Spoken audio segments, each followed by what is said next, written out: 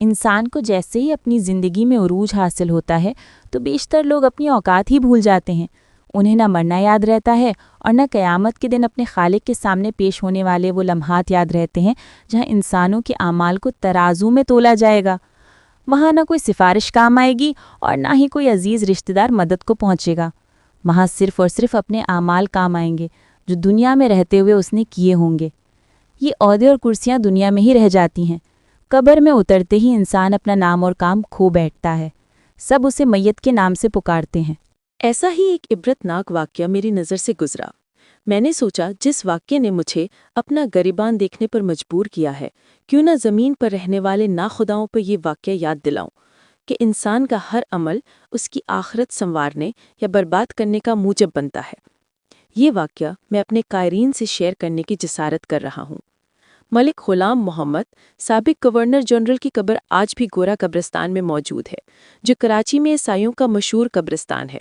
ہوا کچھ یوں کہ یہ سابق گورنر جنرل 12 ستمبر 1956 کو لقوا، بلڈ پریشر اور پھالج کے مرض کے باعث 61 سال کی عمر میں لاہور میں فوت ہوا تھا۔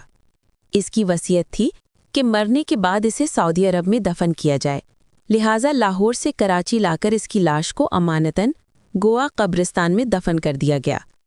پھر کچھ عرصہ بعد وصیت کے مطابق اس کی نعش کو سعودی عرب منتقل کرنے کے لیے ایک فوجی افسر، ایک ڈاکٹر، کچھ پولیس اہلکار، 2 گورکن اور اس کے قریبی رشتہ داروں کے سامنے جب قبر کو کھولا گیا تو وہ لوگ یہ منظر دیکھ کر خوفزدہ ہو گئے کہ سابق گورنر جنرل پاکستان کے تابوت کے گرد ایک سانپ چکر لگا رہا ہے۔ گورکن نے اس سانپ کو لاٹھی سے مارنے کی جتنی بار بھی کوشش کی، ہر بار سانپ اس کے وار سے بچ جاتا تھا۔ پولیس انسپکٹر نے اپنے پستول سے 6 کی 6 گولیاں سانپ پر داغنی، مگر سانپ کو ایک بھی گولی نہ لگ سکی۔ پھر وہاں موجود ڈاکٹر کی ہدایت کے مطابق سانپ کو مارنے کے لیے قبر میں زہریلا سپرے کیا گیا۔ 2 گھنٹے کے بعد جب دوبارہ قبر کھولی گئی تو سانپ اسی طرح قبر میں زندہ موجود تھا اور سابق گورنر جنرل کے تابوت کے گرد چکر لگا رہا تھا۔ پھر باہمی صلاح مشورے سے اس عبرتناک قبر کو بند کر دیا گیا اور اگلے روز ایک مقامی اخبار میں ایک چھوٹی سی خبر شائع ہوئی کہ سابق گورنر جنرل کو سعودی عرب منتقل نہ کیا جا سکا اور اب وہ یہیں کراچی کے گورا قبرستان میں ہی دفن رہیں گے۔ ناظرین کرام، اس گورنر جنرل کو مسلمانوں کے قبرستان میں جگہ کیوں نہ مل سکی، یہ بھی ایک عبرتناک حقیقت ہے۔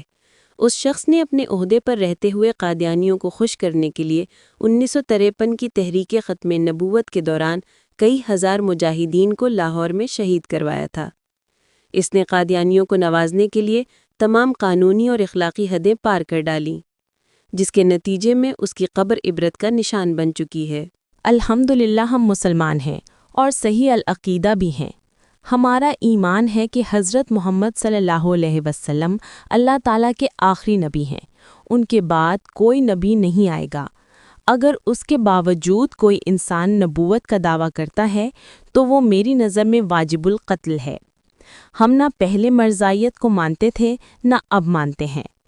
قصہ مختصر، آج بھی کچھ لوگ اپنی آخرت کو بھول کر قادیانیت کے فروغ میں پیش دکھائی دیتے ہیں۔